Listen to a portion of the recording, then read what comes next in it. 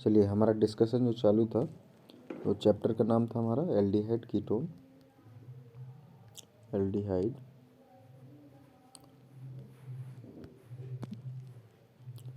Ketone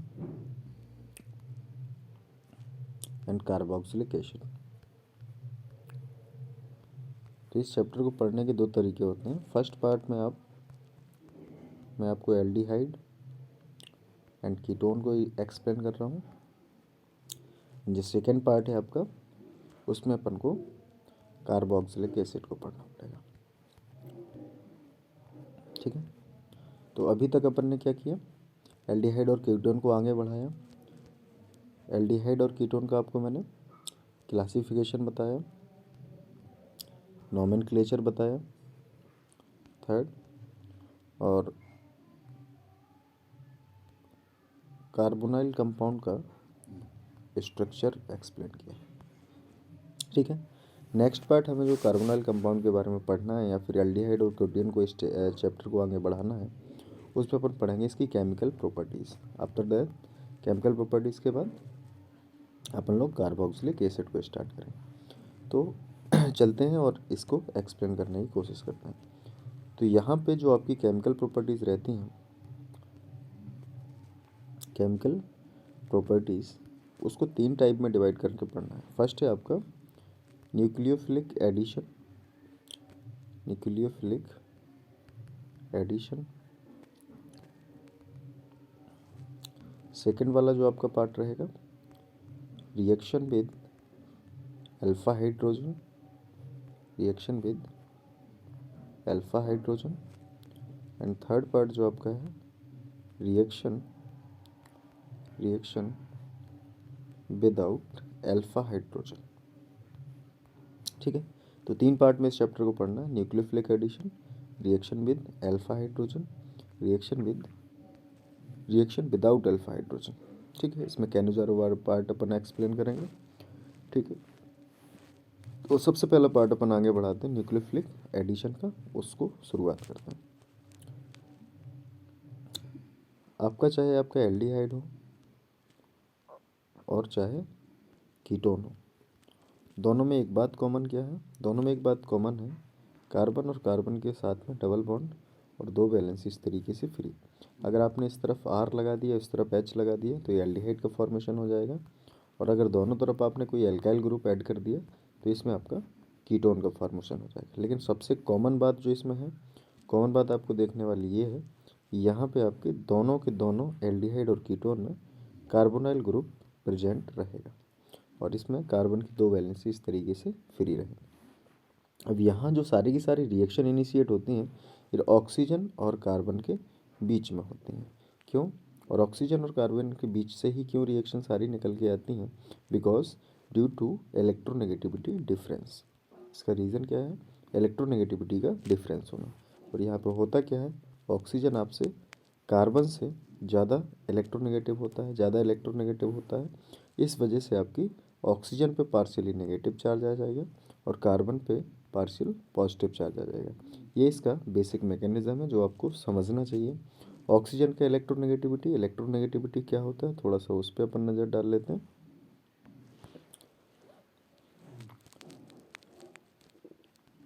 electronegativity it is a capacity to attract, marker में वही रखता हूँ red, to attract shared pair of electron, shared pair of electron. जब भी आपका कोवेलेंट बॉन्ड का फॉर्मेशन होता है, तो कोवेलेंट बॉन्ड हमेशा शेयरिंग ऑफ इलेक्ट्रॉन से बनता है। तो जो mutual sharing of electron between the atom होती है, तो उसमें जिस एलिमेंट की तरफ ज़्यादा आपके जो बॉन्ड का पेयर पार्ट है वो ज़्यादा शेयर हो जाता है, वो थोड़ा सा पार्शियली नेगेटिव चार्ज कैरी करता है, और जिसकी तरफ से जाता है वो पार्शियली पॉजिटिव चार्ज कैरी करता है। तो यहाँ पे जो सीन बनेगा आपका, कार्बन और ऑक्सीजन के बीच में जो आपका ये वाला पाई बॉन्ड है, फर्स्ट वाला बॉन्ड तो आपका सिग्मा रहेगा, दूसरा वाला बॉन्ड आपका पाई रहेगा। ये वाला बॉन्ड आपका first bond is a sigma bond formed due to axial overlapping. ये किस तरीके से बनता है आपका, जब किसी तरीके की एक्सियल ओवरलैपिंग होती है तो इस वाले बॉन्ड का फॉर्मेशन होता है। और लेटरल ओवरलैपिंग जब होती है, इस तरीके की जब ओवरलैपिंग होती है, तो इससे आपका पाई बॉन्ड का फॉर्मेशन होता है। पाई बॉन्ड का एक्सटेंट ऑफ ओवरलैपिंग कम होता है, उस वजह से पाई बॉन्ड आपका वीक नेचर का होता है। और extent of overlapping sigma bonding की हाई होती है, इस वजह से ये थोड़ा स्ट्रॉन्ग होता है। तो जब भी आप अनसैचुरेशन स्टेट में पाएंगे तो सबसे पहले आपका पाई बॉन्ड का ब्रेकेज होगा। अब पाई बॉन्ड के क्लीवेज के लिए आपको क्या चीज़ देखना है, इसमें दो इलेक्ट्रॉनों के सहयोग से ये वाला बॉन्ड पाई बॉन्ड आपका फॉर्म हुआ होगा। तो जब ये बॉन्ड टूटेगा या इसकी मेन पोजीशन से इसके इलेक्ट्रॉन खिसकेंगे, तो थोड़ी से ये इनकी जो पोजीशन होगी वो ऑक्सीजन के आसपास होगी और कार्बन से दूर चला जाएगा। तो ऑक्सीजन के आसपास जब आएगा तो ऑक्सीजन पे आएगा पार्शियली नेगेटिव चार्ज और कार्बन पे आएगा पार्शियली पॉजिटिव चार्ज। यही चीज़ इसको किस बात के लिए रेडी कर लेती है, इसकी यही चीज़ जब ये कार्बन और ऑक्सीजन के बीच में रहता है तो इसका हाइब्रिडाइजेशन रहता है sp2। हाइब्रिडाइजेशन क्या रहता है इसका, sp2। देखो हाइब्रिडाइजेशन निकालने का सबसे सिंपल तरीका होता है number of surrounded atom plus lone pair. ये तरीका मैं कई दफ़ा आपको बताया होगा। तो यहाँ पे आपके कितने एटम सराउंडेड हैं, 3 atom surrounded and lone pair is 0, therefore यहाँ 3 हो गया। इसके बाद आप इसको इस तरीके से लिख सकते हैं एस ट्रिपल पी और डी का 5 पार्ट होता है ऑर्बिटल का, तो 5D लिख लीजिए। यहाँ पे कितना इस्तेमाल किया, 3, तो 1 2 3। हाइब्रिडाइजेशन क्या बन गया इसका, sp2। लेकिन जब ये पाई बॉन्ड इसको इस तरफ से खिसका लेता है, इसकी बॉन्डिंग से शेयरिंग हो जाती है और ये पाई बॉन्ड आपके ट्रांसफ़र हो जाते हैं थोड़ी ऑक्सीजन की तरफ, तो फिर इसका स्ट्रक्चर क्या बन जाता है उसको ज़रा मैं आपको दिखाता हूँ। अब जब ये इस तरीके से शेयरिंग हो जाती है तो उसको देखिए, जो आपका कार्बन रहता है वो कुछ इस तरीके से ऑक्सीजन और नेगेटिव, और इस पर आ गया पॉजिटिव चार्ज। अब यहाँ पे एक वैलेंसी कार्बन की फ्री हो जाती है और ये वैलेंसी किसी ना किसी से ऐड हो जाएगी। तो इसका मतलब ये है कि अब यहाँ हाइब्रिडाइजेशन क्या हो जाता है, sp3। यहाँ तो इसका हाइब्रिडाइजेशन sp2 है और इस वजह से इसका जो स्ट्रक्चर या ज्योमेट्री रहेगी वो आपकी ट्राइगोनल प्लेनर रहेगी। कैसी रहेगी, ट्राइगोनल प्लेनर रहेगी। But in the case of this in the case of hybridization sp3, geometry becomes tetrahedral. इसकी ज्योमेट्री क्या बन जाएगी आपकी, टेट्राहेड्रल बन जाएगी। ठीक है, तो आगे इसकी रिएक्शन को थोड़ा प्रोसीड करने का मैं एक मेज़र आपको बताता हूँ कि किस तरीके से होगा। चलिए,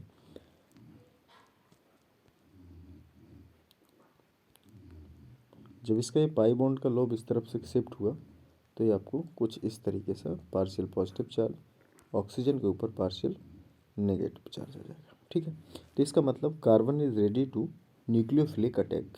तो कार्बन के ऊपर पॉजिटिव चार्ज आया है, इसका मतलब कोई ना कोई न्यूक्लियोफाइल इसके ऊपर आके अटैक करेगा। न्यूक्लियोफाइल वो स्पीसीज है, या तो वो क्या करेगी, लोन पेयर उसके पास होंगे, एक्सेस इलेक्ट्रॉन का मतलब लोन पेयर का होना, एक्सेस इलेक्ट्रॉन का मतलब क्या है, लोन पेयर का होना, आइदर उसके पास नेगेटिव चार्ज होगा। तो दोनों कंडीशन को, अगर दोनों में से किसी एक कंडीशन को फुलफिल करता है तो आपका न्यूक्लियोफाइल है, और न्यूक्लियोफाइल आके जब इसमें एडिशन करेगा तो इस टाइप की रिएक्शन को बोलते हैं अपन लोग न्यूक्लियोफिलिक एडिशन। तो न्यूक्लियोफिलिक एडिशन की पॉसिबिलिटी क्यों बनती है, due to gap in electronegativity between carbon and oxygen. Carbon जो पाई बॉन्ड का पेयर होता है वो किसकी तरफ खिसक जाता है, ऑक्सीजन की तरफ, और कार्बन पे आपका पॉजिटिव चार्ज आ जाता है और यहाँ पे न्यूक्लियोफिलिक अटैक के लिए ये रेडी हो जाता है। तो पहला रिएक्शन का पार्ट अपन को पढ़ना है, reaction with HCN, reaction with HCN। तो अपन को HCN में आपको ये देखना है, ये ब्रेक होगा H प्लस और CN माइनस में। तो न्यूक्लियोफिलिक पार्ट आपका कौन सा हो गया, ये साइनाइड हो गया। CN माइनस आपका न्यूक्लियोफिलिक पार्ट हो गया। CN माइनस में अगर देखा जाए कि इसमें नेगेटिव पार्ट किसके पास रहेगा, तो most of the students confuse हो जाते हैं कि CN माइनस है तो नेगेटिव चार्ज नाइट्रोजन के पास होगा, लेकिन ऐसा बिल्कुल नहीं होता है। कार्बन और नाइट्रोजन के बीच में जब बॉन्ड का फॉर्मेशन होता है तो 3 इलेक्ट्रॉन दोनों के शेयर होते हैं। अब नाइट्रोजन के पास टोटल बैलेंस इलेक्ट्रॉन होते हैं 5, तो 3 इलेक्ट्रॉन इसने यहाँ काम पे लगा दिए और 2 इलेक्ट्रॉन बच जाते हैं इसके एज अ लोन पेयर में। कार्बन के पास 4 इलेक्ट्रॉन होते हैं तो 3 इलेक्ट्रॉन तो उसने यहाँ लगा रखे हैं, 1 इलेक्ट्रॉन इसके पास है। तो कार्बन का भी ऑक्टेट कंप्लीट नहीं हुआ है, ज़रा आप देख लीजिए, इसमें इलेक्ट्रॉन 7 ही रह गए हैं और इसके इलेक्ट्रॉन पूरे 8 हो गए हैं। तो इसका मतलब कार्बन के पास चांस है वो 1 इलेक्ट्रॉन को एक्सेप्ट करेगा, और एक्सेप्ट किसका इलेक्ट्रॉन होगा, वो हाइड्रोजन जो 1 इलेक्ट्रॉन छोड़ रहा होगा। हाइड्रोजन अपने आप को H प्लस में कन्वर्ट कर रहा है तो 1 इलेक्ट्रॉन को क्या कर रहा होगा, लूज़ भी कर रहा होगा। तो ये 1 इलेक्ट्रॉन आके कौन एक्सेप्ट कर लेता है, कार्बन, जिसके वजह से जिसके वजह से मैं इसको छोटा कर देता हूँ, जिसका वजह से कार्बन पे आपका नेगेटिव चार्ज होता है और ट्रिपल बॉन्ड N, तो Cn माइनस में नाइट्रोजन पे नेगेटिव चार्ज नहीं होता है, किसके पास होता है, कार्बन के पास। ये बात मैं आपको खोल खोल के उसमें भी बता चुका हूँ, जो आपको हेलो एल्केन्स और हेलो एरेन्स वाला मैंने चैप्टर पढ़ाया था, उसमें SN2 आपकी मैकेनिज्म में जब मैं इस पे अटैक करा रहा था तो दो प्रकार की स्पीसीज मैंने बताई थी, एजिशियन का अटैक होगा या तो फिर केसियन का अटैक होगा। तो इनका जो एडिशन का मोड होता है दोनों का चेंज हो जाता है, इसमें आपका कार्बन से एडिशन होगा और इसमें नाइट्रोजन से होगा। तो इस वाले में जो कंपाउंड बन रहा था वो साइनाइड बनेगा और इस वाले में बनेगा आइसोसाइनाइड बनेगा। ठीक है बात, तो अपन आगे बढ़ते हैं इस पर। कार्बोनाइल कंपाउंड पे जब अटैक हुआ HCN का, तो फॉर्मेशन किस चीज़ का हुआ, नेगेटिव पार्ट आपका CN है, तो नेगेटिव पार्ट आके यहाँ जुड़ेगा, है ना, नेगेटिव पार्ट आपका इसके पास आके जुड़ेगा। और ज़रा देखिए सेकंड स्टेप में क्या होना है, सेकंड स्टेप में कार्बन और ये ऑक्सीजन पे नेगेटिव चार्ज है, तो यहाँ पे आएगा H+ और यहाँ पे आएगा आपका Cl। थर्ड स्टेप इसका देख लीजिए, थर्ड स्टेप आपका ये बन जाएगा OH और Cl। इस वाले पार्ट को आप बोलेंगे साइनोहाइड्रेट, इस वाले पार्ट को आप क्या बोलेंगे, साइनोहाइड्रेट बोलेंगे। ये फर्स्ट रिएक्शन थी आपकी, किसके साथ थी, रिएक्शन विद HCl। चलिए सेकंड रिएक्शन कर लेते हैं। सेकंड रिएक्शन इसके साथ एल्कोहल के साथ है, इसका रिएक्शन विद एल्कोहल। तो एल्कोहल का रिप्रेजेंट करने का तरीका आपका होता है ROH। एल्कोहल आपका एम्फीबियंस टाइप का काम करता है। एल्कोहल में क्या सीन बनता है, अगर आपका यहाँ से ये बॉन्ड क्लीवेज होता है तो पहला ये वाला पार्ट क्या बनेगा, ये RO- और H+, यानी अगर कोई स्पीसीज आपको H+ दे रही है तो वो एसिड की तरह बिहेव करेगी और वीकली एसिडिक बिहेवियर रखता है आपका एल्कोहल। अगर ये वाला बॉन्ड आपका क्लीवेज हुआ तो इसका मतलब R+ और ये OH-, यहाँ पे R+ इलेक्ट्रोफाइल की तरह बिहेव करेगा और OH- आपका प्रोड्यूस हो रहा है, तो इसका मतलब अगर यहाँ से हुआ तो ये बेस की तरह काम करेगा, तो इसका नेचर वीकली बेसिक भी होता है। तो अपन को यहाँ न्यूक्लियोफिलिक एडिशन का काम कराना है, इसका मतलब यहाँ पे अपन को इलेक्ट्रोफाइल तो बिल्कुल नहीं चाहिए, अपन को चाहिए ये वाला न्यूक्लियोफाइल। तो चलते हैं किस तरीके से अल्कोहल का एडिशन होगा उसको मैं दिखा देता हूँ। चलिए सेकंड पेज ले लेते हैं अपन। कोई अपन ने कार्बोनाइल कंपाउंड लिया और कार्बोनाइल कंपाउंड में ROH का अपन ने रिएक्शन कराया। ROH की रिएक्शन में RO- को नेगेटिव होना है और यहाँ से इसको H+ को निकलना है। तो सेकंड स्टेप में क्या होगा, ज़रा देखो इसको।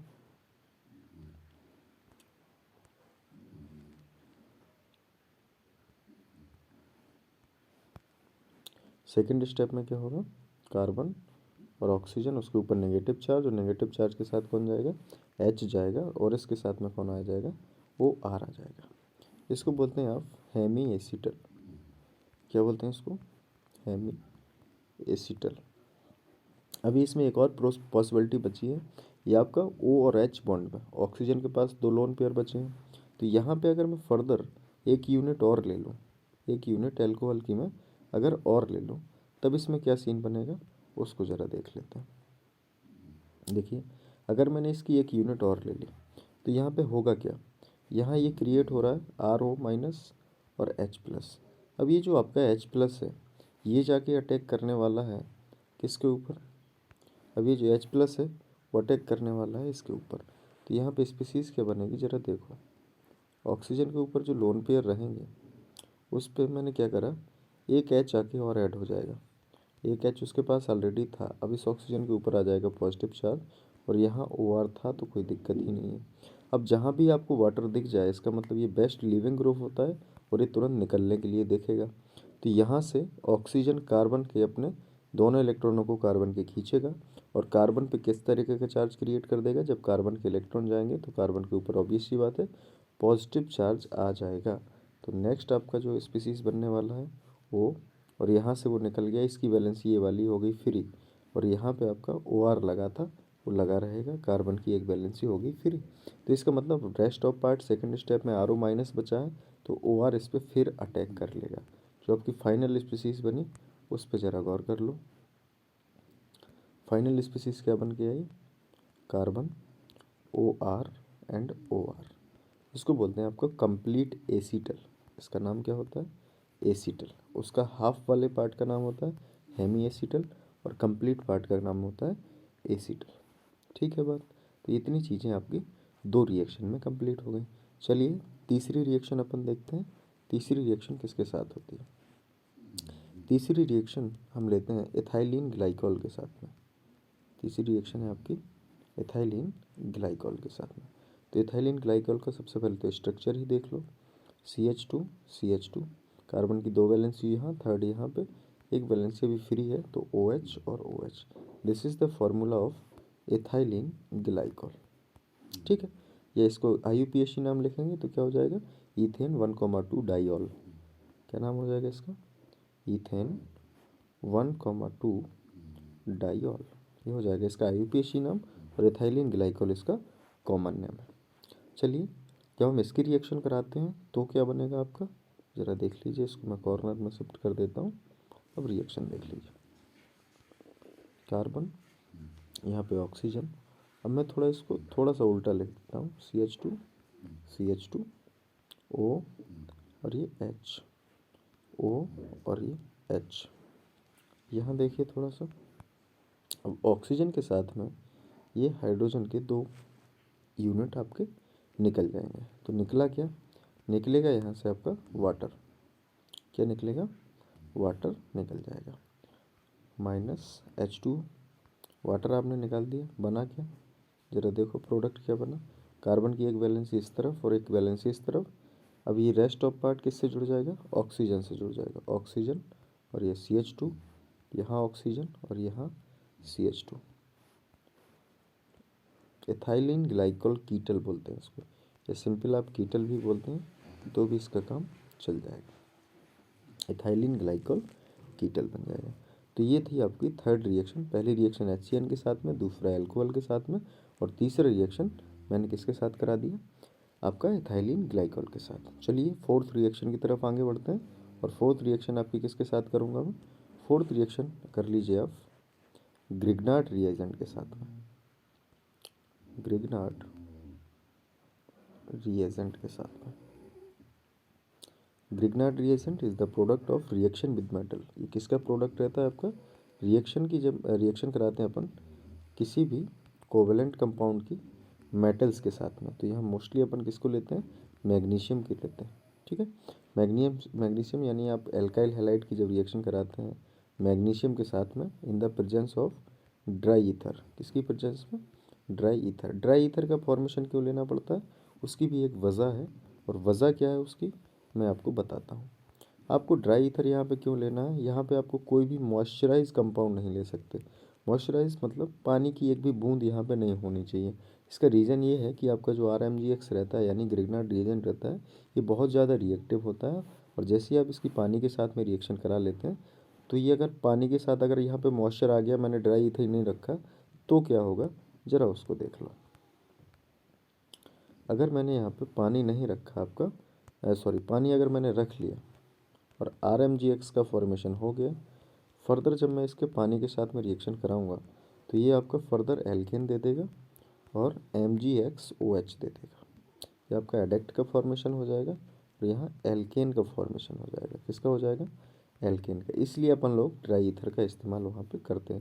ये कई दफ़ा रीजनिंग क्वेश्चन भी आपका बनने लगता है कि हम वहाँ पर ड्राई ईथर की प्रेजेंस क्यों रखते हैं। तो चलिए अपन का फोर्थ रिएक्शन आपका एल्डिहाइड और कीटोन के साथ था। किसका था? ग्रिग्नार्ड रिएजेंट का। ग्रिग्नार्ड रिएजेंट किस तरीके से बिहेव करता है ज़रा उसको समझ लीजिए। ग्रिग्नार्ड रिएजेंट जो आपका रहता है वो 2 पार्ट में टूटने की कोशिश करता है। RMGX, आर का मतलब एल्काइल ग्रुप का मैग्नीशियम के साथ जो बॉन्ड बनता है वो आपका कौन सा बॉन्ड बनता है ज़रा बताइए? वो कोवेलेंट नेचर का रहता है। किस नेचर का रहता है? कोवेलेंट नेचर का रहता है। और Mg और X के साथ में जो बॉन्ड रहता है वो आपका आयनिक नेचर का रहता है। तो अब आयनिक नेचर और कोवेलेंट नेचर में वीक बॉन्डिंग किसकी होती है? ऑब्वियस सी बात है, दुनिया बोलती है कोवेलेंट बॉन्डिंग की होती है। क्या होती ही है, क्योंकि ये तो ओवरलैपिंग और म्यूचुअल एक्सचेंज से बनता है। आयनिक कैरेक्टर जो डेवलप होते हैं वो आपके टोटल ट्रांसफ़र ऑफ इलेक्ट्रॉन से होते हैं। आपके टोटल ट्रांसफ़र ऑफ इलेक्ट्रॉन से होते हैं। तो इसका मतलब ये है कि इसके टूटने के चांसेस ज़्यादा रहते हैं। जब टूटने के चांसेस ज़्यादा रहते हैं तो यहाँ से किस तरीके का चार्ज डेवलप होगा वो देखने वाली बात है। RMGX में जब बॉन्ड आपका ब्रेकेज होगा तो इसमें आपका मेटेलिक कैरेक्टर ज़्यादा है मैग्नीशियम के पास में, तो ये आपका पॉजिटिव चार्ज कैरी करेगा। क्यों? मैग्नीशियम के साथ जो मेटल लगा हुआ है, मेटल क्या होते हैं? इलेक्ट्रो पॉजिटिव नेचर के होते हैं। तो इलेक्ट्रो पॉजिटिव नेचर के वजह से आपका जो मैग्नीशियम है वो तो पॉजिटिव चार्ज कैरी करेगा, और एल्काइल ग्रुप के ऊपर कौन सा आएगा? Negative charge. It means in the case of R M G X, in the case of R M G X alkyl group behaves as a nucleophile. ये किसकी तरह काम करेगा? न्यूक्लियोफाइल की तरह। देखो यहाँ पे सबसे इंपॉर्टेंट चीज़ है न्यूक्लियोफाइल को आइडेंटिफाई करना, उसके बाद रिएक्शन में कुछ भी नहीं है। नेक्स्ट पार्ट अपन क्या करते हैं, आर एम जी एक्स की में रिएक्शन आपकी प्रोसीड करके दिखा देता हूँ। चलिए, जब आप किसी एल्डिहाइड और कीटोन ग्रुप के साथ में आर एम जी एक्स के साथ में रिएक्शन करेंगे तो ये बड़ी आसान होने वाली है ये बातें, क्योंकि पूरी पिछली बार में मैं सारी चीज़ें ही क्लियर करके आपको आया हूँ। तो कार्बन कार्बन के ऊपर पॉजिटिव चार्ज, तो इसकी एक वैलेंसी रहेगी यार आर के साथ में, और दूसरी वैलेंसी जो ओ माइनस, ओ इस पर क्या आ गया? Minus charge. नेक्स्ट अपन आगे बढ़ेंगे तो आपको देखने को मिलेगा कार्बन और इस पे जो माइनस चार्ज आया है उस पर पॉजिटिव चार्ज आके अटैच होगा, यानी एम जी एक्स आके अटैच होगा, और दूसरा यहाँ पर रहेगा आर। जब भी आप, एक और बात मैं आपको सिखा देता हूँ, जब भी आप आर एम जी एक्स के साथ में रिएक्शन कराएंगे तो हमेशा आप फॉलोअप देंगे हाइड्रोलिसिस का। हमेशा किसका फॉलोअप देना है आपको? हाइड्रोलिसिस का। तो इसका मतलब ये है, इसको अपन को फॉलोअप किसको देना है? हाइड्रोलिसिस से। तो इसका जो ओ एच वाला पार्ट होगा वाटर का, वो किसके साथ चला जाएगा? एम जी एक्स के साथ में। M G X O H निकाल देगा, प्रोडक्ट क्या निकाल देगा साथ में? M G X O H, और जो वाटर का एच प्लस होगा वो इस ऑक्सीजन को मिल जाएगा। तो प्रोडक्ट क्या बनेगा वो देखने वाला है। यहाँ पे बनेगा आपका ओ एच, और यहाँ पे लग जाएगा आपका आर वाला पार्ट। तो ये आपकी फोर्थ रिएक्शन का पार्ट था। ठीक है, तो चारों रिएक्शन अपन ने कंप्लीट कर ली न्यूक्लियोफिलिक एडिशन की। अब बढ़ते हैं अपन फिफ्थ रिएक्शन की तरफ कि फिफ्थ रिएक्शन किस तरीके से प्रोसीड होती है। चलें, जो आपकी फिफ्थ रिएक्शन है न्यूक्लियोफिलिक एडिशन में, वो बनती है अमोनिया के साथ में। किसके साथ में? Ammonia and it's derivative. Ammonia and it's derivative. ठीक है, अमोनिया का मतलब NH3, इसके साथ में रिएक्शन होगी, या इसके डेरिवेटिव्स के साथ में होगी। डेरिवेटिव्स का मतलब इसका जो ओरिजिनल कंपाउंड रहेगा वो तो आपका अमोनिया ही रहेगा, कोई एक पार्ट, एक एच हट के कोई ना कोई कंपाउंड जनरेट करेगा। तो जब भी अपन कार्बोक्सिलिक एल्डिहाइड और कीटोन के साथ में इसकी अमोनिया की रिएक्शन कराते हैं तो इसको थोड़ा सा अगर लिखने का ढंग अगर अपन सीख गए तो लिखने के ढंग से आप पूरी रिएक्शन को बता सकते हैं, और बड़े आसानी से बता सकते हैं कि ये रिएक्शन आगे प्रोसीड करके कंपाउंड कौन सा देने वाली है और किस तरीके। भले ही हम उसका नाम ना लिख पाएँ लेकिन कंपाउंड बनाना बड़ा आसान होता है। तो थोड़ा इसका आइडेंटिफिकेशन मेथड मैं आपको बताता हूँ जिससे आपकी रिएक्शन बिल्कुल चुटकियों में होने लगेंगी। चलिए, अमोनिया को लिखने का फॉर्मूला क्या होता है? फॉर्मूला तो इसका NH3 होता है, लेकिन जब भी आप कार्बोनाइल कंपाउंड के साथ में इसकी रिएक्शन कराते हैं तो यहाँ से आपको एक बात सीखनी है कि वाटर निकलेगा मतलब निकलेगा। तो इसका मतलब हम इसको लिखने का थोड़ा सा मैं तरीका बदल दूँ, इस तरफ तो लिख लें आप NH2 और इस तरफ लिख लूँ मैं H। ठीक है, ये भी अमोनिया ही है लेकिन मैंने बस लिखने का आपका तरीका चेंज कर दिया है। अब ज़रा देखिए यहाँ से होना क्या है, इस ऑक्सीजन के साथ इस हाइड्रोजन की 2 यूनिट निकलेंगे, और ऑब्वियस सी बात है निकलेगा क्या? वाटर का मॉलिक्यूल। वाटर का मॉलिक्यूल निकलेगा, कार्बन की यहाँ 2 वैलेंसी फ्री हो गई, नाइट्रोजन की भी यहाँ 2 हाइड्रोजन निकले हैं तो 2 वैलेंसी खाली हो गई। तो इसका मतलब 2 वैलेंसी नाइट्रोजन की खाली है और 2 ऑक्सीजन की खाली है। इसका मतलब ये दोनों कंबाइन हो जाएंगे, और कंबाइन होकर कौन सा कंपाउंड बनाएंगे ज़रा देखो। कंबाइन होकर आपका कार्बन डबल बॉन्ड और ये N, और यहाँ पे लगेगा आपका H, और इस जो प्रोडक्ट आपका बनता है इस प्रोडक्ट का नाम होता है इमीन। क्या प्रोडक्ट का नाम होता है? इमीन। ठीक है बात। तो यहाँ से आपको बस इसके लिखने का ढंग को सीखना है। लिखने का ढंग अगर आप सीख गए तो आप परफेक्ट हो जाएंगे एकदम। सही है बात। चलते हैं, तो नेक्स्ट अपन को क्या करना है, अब ये तो हो गया अमोनिया के साथ में रिएक्शन, लेकिन इसके डेरिवेटिव्स के साथ में जो रिएक्शन करनी है वो जरा कमाल की बातें हैं। तो उसको लिखने का पहले मैं तरीका बताऊंगा, उसके बाद उसकी एक एक करके सारे की रिएक्शंस बताऊंगा। चलिए देख लीजिए उसको। चलिए, अमोनिया के साथ में आप क्या करेंगे, अगर मैंने यहाँ लिख दिया NH2, मैंने ये फिक्स कर दिया, यहाँ पे लिख दिया H, तो इसको अपन क्या नाम लिखेंगे? इसका नाम तो अमोनिया है। ठीक है, अगर मैंने सेकंड पार्ट में क्या करा, चलो मैं इसका कलर हाईलाइटेड कर लेता हूँ। अगर मैंने यहाँ लिख दिया NH2, और यहाँ पे लिख दिया R, मतलब कोई एल्काइल ग्रुप लगा दिया, तो इसका नाम हो जाएगा सब्स्टिट्यूटेड अमोनिया। क्या नाम हो जाएगा इसका? सब्स्टिट्यूटेड अमोनिया, या इसी को आप बोलते हैं सिफ बेस। कॉमन नेम क्या होता है? सिफ बेस। ये आइडेंटिफिकेशन मेथड है इसका, इसलिए ये टेस्टिंग में भी काम में आता है। और सिफ साइंटिस्ट का नाम है, सिफ ने इस पे काम किया था, that's why it is known as a Schiff base. Third compound को देख लीजिए। अगर मैंने NH2 और यहाँ पे इस हाइड्रोजन की जगह सारा कुछ होना है, इस हाइड्रोजन पे ही सारे डेरिवेटिव्स बनने हैं। हाइड्रोजन हटेगा, कोई ना कोई डेरिवेटिव लगेगा और उसका नाम बदलता चला जाएगा। अगर मैंने यहाँ पे लगा दिया OH, तो इसका नाम क्या हो जाएगा? इसका नाम हो जाएगा हाइड्रोक्सिल अमीन। इसका नाम क्या हो जाएगा? हाइड्रोक्सिल अमीन। ठीक है बात, एक हो गए आपके 3। चलो अभी और बताता हूँ मैं इनको, थोड़ा सा इसको साइड में रख लेते हैं। फोर्थ वाला देख लीजिए। फोर्थ, अगर मैंने यहाँ NH2 लगा दिया, ठीक है, और इस H की जगह, इसकी जगह मैंने क्या लगा दिया? NH2 लगा दिया। अब मैंने देखो ये सब्स्टिट्यूशन किसकी जगह पे हो रहा है? हाइड्रोजन की जगह पे हो गया। तो NH2 लगा दिया और NH2 लगा दिया।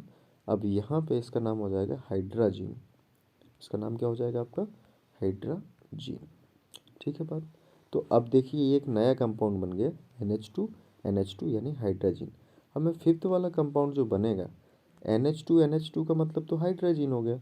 अब यहाँ देखिए, अगर मैं नाइट्रोजन NH2 का मतलब यहाँ पे H, इसका नाइट्रोजन का मतलब क्या है? यहाँ नाइट्रोजन में ये H लगे हैं। अगर मैं इस H को भी खाली करके यहाँ पे लगा दूँ कोई ना कोई फेनिल ग्रुप, मतलब इस तरीके से ये लगा दिया मैंने। अब क्या हो गया इसका नाम? इसका नाम हो जाएगा फेनिल हाइड्रोजन। इसका नाम क्या हो जाएगा? Phenyl hydrogen. फेनिल हाइड्रोजन, क्योंकि NH2 का नाम तो अपना लिखा है फेनिल हाइड्रोजन। तो अगर मैंने इस NH2 की जगह पे एक फेनिल ग्रुप, यानी इसको क्या अपन, इसको दूसरे तरीके से ऐसे भी आपको लिखा हुआ मिल सकता है आपको, कि आपको यहाँ उसको हम ऐसे भी लिख सकते हैं NH2 NH, और यहाँ पे मैं लिख दूँ C6H5। तो इसका नाम क्या है? Phenyl hydrogen. इसका भी नाम क्या हो जाएगा? Phenyl hydrogen. बस वहाँ पे मैंने इसका स्ट्रक्चर बना दिया था, यहाँ पे मैंने इसको कॉमन लिख दिया है। चलिए अब मैं क्या करूँ, इसी कंपाउंड को, इसको थोड़ा सा और छोटा करने की कोशिश करता हूँ, क्योंकि मैं सोच रहा हूँ यहीं पे सारे हो जाएं। ठीक है, चलिए यहाँ पे मैं क्या करूँ, इसको NH2, यहाँ पे लिखा मैंने NH, और यहाँ पे इस कंपाउंड को मैंने ऐसे बना दिया, और यहाँ पे फोर्थ पोजीशन पे आपको NO2 लिख दिया, और सेकंड पोजीशन पे आपको NO2 लिख दिया। इसका नाम क्या हो जाएगा? इसका नाम हो जाएगा 2,4 डाइनाइट्रोफिनाइल हाइड्रोजन। इसका नाम हो जाएगा 2,4 डाइनाइट्रोफिनाइल हाइड्रोजन। इसका कॉमन नाम क्या होता है? 2,4 DNP। शॉर्ट में अपन इसका नाम लिखते हैं 2,4 DNP। और ये बहुत आइडेंटिफिकेशन टेस्ट में एल्डिहाइड और कीटोन को बहुत इस्तेमाल किया जाता है। लैब में अमूमन आपको ये देखने को मिल जाएगा। जब भी आप इसके साथ में टेस्ट ट्यूब के साथ में रिएक्शन करेंगे तो आपका ऑरेंज कलर का प्रोडक्ट का फॉर्मेशन होगा, जो आपका 2,4 डाइनाइट्रोफिनाइल हाइड्रोजन बनाएगा। चलिए एक और कंपाउंड अपन देख लेते हैं, लास्ट है ये एकदम। ठीक है, लास्ट है एकदम, इसके बाद इसमें कोई कंपाउंड नहीं। यहाँ अपन ने लिखा NH2 और यहाँ लिख लिया आपने NH। यहाँ इसकी नाइट्रोजन की एक valency carbon double bond O, और ये फिर आपने NH2 लिख दिया। इसका नाम है आपका सेमी कार्बाजाइड। क्या नाम है इसका? सेमी कार्बाजाइड, यानी NH2 और NH, N की एक वैलेंसी कार्बन के साथ, कार्बन डबल बॉन्ड O, और यहाँ पे मैंने NH2 लगा दिया। इसका नाम है आपका सेमी कार्बाजाइड। अब मैं एक एक करके सारी की रिएक्शन एक एक बार बता देता हूँ, बहुत फास्ट बताऊँगा। और बहुत फास्ट का करने का कोई मतलब नहीं है, मतलब चीज़ें ये हैं कि आपको समझ में आ जानी चाहिए, बात ख़त्म। चलते हैं नेक्स्ट। तो पहला अमोनिया का हो गया था, दूसरा अमोनिया के डेरिवेटिव का करते हैं। कार्बोनाइल कंपाउंड के साथ हमने रिएक्शन करा, और यहाँ पे ले लिया मैंने NH2, और यहाँ पे लिख दिया मैंने R। यहाँ ऑक्सीजन से सिंपल हाइड्रोजन के 2 मॉलिक्यूल निकलेंगे, प्रोडक्ट क्या बनेगा? प्रोडक्ट बनेगा डबल बॉन्ड N और यहाँ पे R। इसका नाम हो जाएगा सब्स्टिट्यूटेड इमीन। उसका नाम सिंपल इमीन था, यहाँ पे सब्स्टिट्यूशन हुआ है तो इसका नाम हो जाएगा सब्स्टिट्यूटेड इमीन। चलिए दूसरा पार्ट करते हैं। कोई भी हमने कार्बोनाइल कंपाउंड लिया, कार्बोनाइल कंपाउंड में रिएक्शन कराई किसके साथ में, यहाँ पे NH2 ही लिखना है और यहाँ पे लिख दिया OH। इसका नाम हमने क्या पढ़ा था, हाइड्रोक्सिल अमाइन। इसका नाम क्या पढ़ा था, हाइड्रोक्सिल अमाइन। प्रोडक्ट बनाएंगे ऑक्सीजन के 2 हाइड्रोजन यूनिट के साथ ये प्रोडक्ट निकल जाएगा वाटर के फॉर्म में, यहाँ डबल बॉन्ड N और ये OH। इस प्रोडक्ट का नाम हो जाएगा आपका ऑक्सीन। क्या नाम हो जाएगा इसका, ऑक्सीन। ठीक है, तो ये आपकी 2 चीज़ें हो गई। ठीक है, चलते हैं थर्ड रिएक्शन की तरफ बढ़ाता हूँ। थर्ड रिएक्शन है आपकी, मैंने क्या करा, कोई कार्बोनाइल कंपाउंड लिया और कार्बोनाइल कंपाउंड का मैंने क्या करा, NH2 के साथ में रिएक्शन कराई। इसको मैं हाइड्रोजीन बोलता था। ऑक्सीजन का 2 हाइड्रोजन के साथ में निकालना होना है, यहाँ प्रोडक्ट लिख देता हूँ मैं, कार्बोनाइल कंपाउंड और ये आपका डबल बॉन्ड और ये N और सिंपल NH2। इसका नाम था हाइड्रोजीन, इसका नाम क्या हो जाएगा, हाइड्राजोन। इसका नाम क्या हो जाएगा आपका, हाइड्राजोन। तो ये आपकी 3 रिएक्शन हो गई। चलते हैं फोर्थ रिएक्शन की तरफ। फोर्थ रिएक्शन आपकी क्या होगी उसको दिखा देते हैं। Fourth reaction carbonyl compound, carbonyl compound के साथ में आपका NH2 और ये आपका NH और एक वैलेंसी आपकी C6H5 के साथ में होना। तो ये फिनाइल हाइड्रोजीन था, तो प्रोडक्ट आपका क्या बनेगा बताओ मुझे। प्रोडक्ट आपका ये ऑक्सीजन हाइड्रोजन की दोनों यूनिट निकलेंगे, डबल बॉन्ड और ये N और ये NH और ये C6H5, ये बन जाएगा प्रोडक्ट आपका हाइड्राजोन।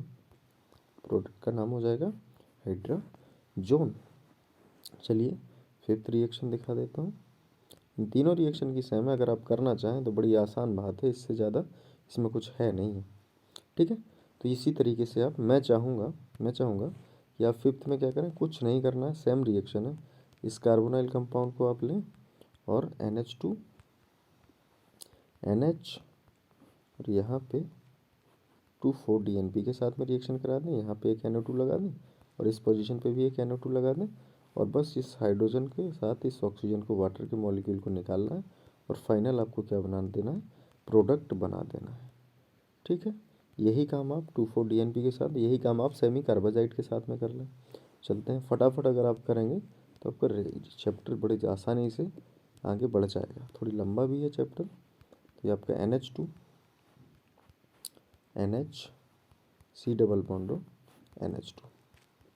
फटाफट प्रोडक्ट बताएं। प्रोडक्ट आपका आसानी से ऑक्सीजन के साथ में 2 हाइड्रोजन की यूनिट, सेम प्रोसीजर करते जाना है, कुछ नहीं नया करना है आपको। NH C डबल बॉन्ड और ये NH2, ये आपका सेमी कार्बाजोन हो जाएगा।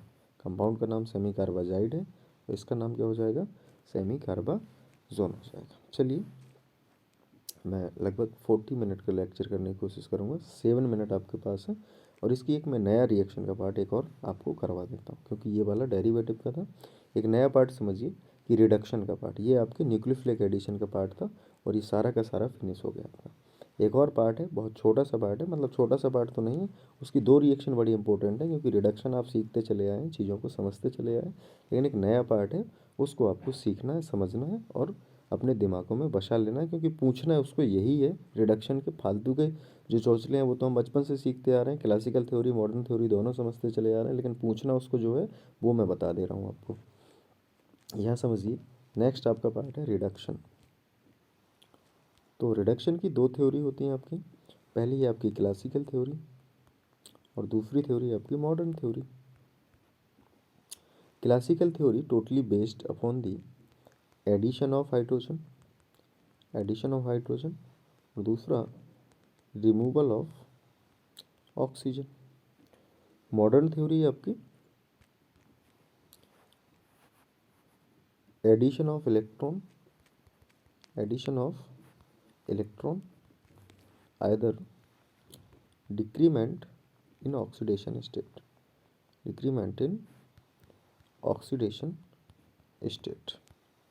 दो काम होंगे आपके साथ में, या तो ऑक्सीडेशन स्टेट डिक्रीमेंट होगी, या तो आपका क्या होगा कि क्लासिकल थ्योरी क्या बोलती है कि एडिशन ऑफ हाइड्रोजन होगा, रिमूवल ऑफ ऑक्सीजन होगा, और मॉडर्न थ्योरी कहती है either it will be addition of electron और डिक्रीमेंट इन ऑक्सीडेशन स्टेट। दोनों एक दूसरे पे इंटरडिपेंडेंट है, कोई फ़र्क नहीं। तो रिडक्शन थ्योरी में जो आपकी चीज़ें सीखने होती हैं उसको थोड़ा समझिए। जब भी आप किसी एल्केन सीरीज़ के कंपाउंड को उठाते हैं और उसका ऑक्सीडेशन कराते हैं, तो ऑक्सीडेशन कराने के बाद आपको एल्कोहल मिलता है।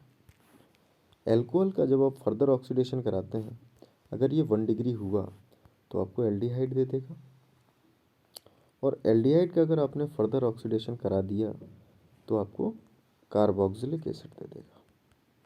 ये आपकी पूरी सीरीज़ है। क्या दे देगा? कार्बोक्सिलिक एसिड दे देगा।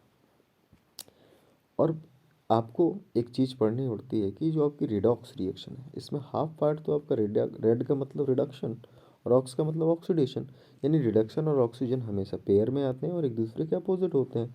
मतलब एल्केन में ऑक्सीडेशन कराया एल्कोहल बना, एल्कोहल का ऑक्सीडेशन कराया एल्डिहाइड बना, एल्डिहाइड का ऑक्सीडेशन कराया कार्बोक्सिलिक एसिड बना। इसी का मैं अगर आपसे रिवर्स बोलूँ कि कार्बोक्सिलिक एसिड का अगर रिडक्शन कराएंगे तो एल्डिहाइड मिलेगा, एल्डिहाइड का अगर रिडक्शन कराएंगे तो एल्कोहल मिलेगा, और एल्कोहल का अगर कराएंगे तो एल्केन मिलेगा। तो फाइनल प्रोडक्ट आपका या तो एक्सट्रीम प्रोडक्ट आपका एल्केन होने वाला है, या तो एक्सट्रीम प्रोडक्ट आपका कार्बोक्सिलिक एसिड होने वाला है। तो आपको क्या कराना है? रिडक्शन वाला पार्ट पढ़ना है। कार्बोक्सिलिक एसिड पढ़ नहीं रहे हैं, पढ़ क्या रहे हैं? एल्डिहाइड या तो फिर कीटोन। तो दो चीज़ें हैं आपकी, उसको मैं समझाता हूँ आपको, समझिए। एल्कोहल अगर आपका 1 डिग्री हुआ तो ऑक्सीडेशन होने पे उसको एल्डिहाइड मिलता है। क्या मिलता है? एल्डिहाइड। अगर एल्कोहल आपका 2 डिग्री हुआ तो ऑक्सीडेशन कराने पे कीटोन देता है। अब समझिए, तो कीटोन का रिडक्शन कराने पे वो आपको क्या दे देगा? कीटोन का रिडक्शन कराने पे वो एल्कोहल दे देगा, और एल्डिहाइड का रिडक्शन कराने में क्या दे देगा? एल्कोहल दे देगा। ठीक है, तो ये दो बातें आपको यहाँ पे सीखनी है।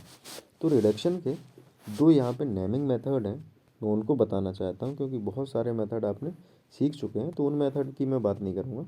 तो उन मेथड की बात थोड़ी सी मैं करके बता के चलता हूँ आपको। चलो बता ही देते हैं। जो आपका कार्बोक्सिलिक एसिड रहेगा उसको आप एल्कोहल तक आ सकते हैं, और उस समय इस्तेमाल कर सकते हैं आप रिड्यूसिंग एजेंट। क्या इस्तेमाल कर सकते हैं? Reducing agent. तो मैं कुछ रिड्यूसिंग एजेंट जो कॉमन आपको पढ़ा चुका हूँ पिछले चैप्टर में, अल्कोहल फिनोल ईथर में भी पढ़ाया, एल्केन्स में भी पढ़ाया, इसमें भी पढ़ा देता हूँ। तो रिड्यूसिंग एजेंट आपके लिथियम एल्युमिनियम हाइड्राइड आप इस्तेमाल करेंगे। रिड्यूसिंग एजेंट आपको NaBH4 यानी सोडियम बोरोहाइड्राइड आप इस्तेमाल कर सकते हैं। थर्ड आप B2H6 का भी इस्तेमाल कर सकते हैं। ये सब आपके क्या होते हैं? जाने पहचाने रिड्यूसिंग एजेंट होते हैं। लेकिन इस चैप्टर में वो उसको कोई इंटरेस्ट नहीं रखेगा कि वो इस तरीके के रिड्यूसिंग एजेंट से आपकी बात पूछे, उसको दूसरे तरीके में इंटरेस्ट होता है, जो आपकी नेमिंग यानी जो साइंटिफिक मेथड जो साइंटिस्ट के नाम पे बेस्ड है, जिस साइंटिस्ट ने उस पर काम किया, तो उसको पे पूछने को ज़्यादा वो आतुर रहता है। तो फर्स्ट वाला है आपका Wolff Kishner reduction. Wolff Kishner reduction. दूसरा किलीमैनसन रिडक्शन। किलीमैनसन रिडक्शन, उसको ये दोनों पार्ट आपसे पूछने, वुल्फ किस्नर रिडक्शन और किलीमैनसन रिडक्शन। तो एक एक करके इनको समझ लीजिए, नहीं तो आपका बहुत सारा नुकसान होने वाला है। तो फर्स्ट वाला आपका पार्ट कौन सा है? Wolff Kishner reduction. इसमें क्या होता है आपका? चलिए, ये मैंने एक कंपाउंड ले लिया, तो इस कंपाउंड का नाम क्या हो जाएगा? अगर इस कंपाउंड का नाम मैं देखूं तो इसका नाम हो जाएगा प्रोपेनॉन। ये मैंने बॉन्ड लाइन स्ट्रक्चर से बनाया। यहाँ पे अगर आपने लिखा अपर वाले पार्ट में NH2 और नीचे बेसिक मीडियम दे दिया, तो ये रिएक्शन फर्स्ट वाली पार्ट की है, वुल्फ किस्नर रिडक्शन की। ये किसका पार्ट है आपका?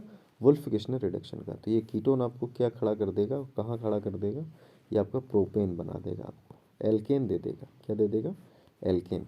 अगर आप कीटोन का रिडक्शन कराएंगे in the presence of first, यहाँ पे ए लिखा होगा, सेकंड मीडियम में आपको KOH लिखा होगा, और आपका प्रोडक्ट क्या बन रहा होगा? प्रोपेन बन रहा होगा। चलिए थोड़ा सा मैं इसी पार्ट में आपको सेकंड रिएक्शन का एक व्यू दे देता हूँ। अगर आपका कहीं मैंने लिखा, देखिए थोड़ा समझिए इस बात को, यहाँ मैंने फिर आपका प्रोपेनॉन लिख रखा है। ये प्रोपेनॉन मैंने, ये प्रोपेनॉन या एसीटोन कुछ भी बोल सकते हैं इसको। अगर मैंने एरो के अपर पार्ट में लिख दिया ZnHg मतलब zinc amalgam, and second part में लिख दिया HCl, तो ये आपको क्या प्रोडक्ट देगा, आपको अंदाज नहीं होगा। दोनों प्रोडक्ट सेम होने वाले हैं आपके। प्रोपोन उसमें भी दिया था और प्रोपेन इसमें इसने भी दिया था। तो आपका फर्स्ट वाली रिएक्शन है आपकी जो Wolff Kishner reduction, Wolff Kishner reduction. तो वुल्फ किस्नर रिडक्शन में आपको क्या देने वाला है, फर्स्ट में आपको NH2 यानी आपको हाइड्रोजन देने वाला है, एंड सेकंड में मीडियम उसको बेसिक रखने वाला है। इन the case of क्लीमेंसन reduction same compound aldehyde और कीटोन रहेंगे in the presence of zinc amalgam and acidic medium, it gives propane and it also gives propane. तो दोनों प्रोडक्ट आपको प्रोपेन देने वाला है। आपके प्रोडक्ट दोनों सेम रहने वाले हैं, बस आपका क्या बदलने वाला है, रिएजेंट यानी जो रिएजेंट आपके इस्तेमाल होने वो बदलने वाले हैं।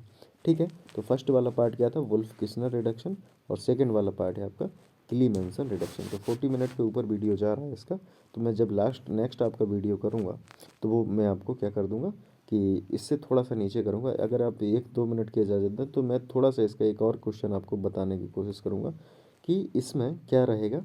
थोड़ा सा एक क्वेश्चन बड़ा पूछने वाला क्वेश्चन है। अच्छा, ये होमवर्क क्वेश्चन मान के चलिए, होमवर्क क्वेश्चन है, इसका प्रोडक्ट क्या बनेगा वो आपको बताना है। चलिए होमवर्क क्वेश्चन इसको ट्रीट करके चलिए।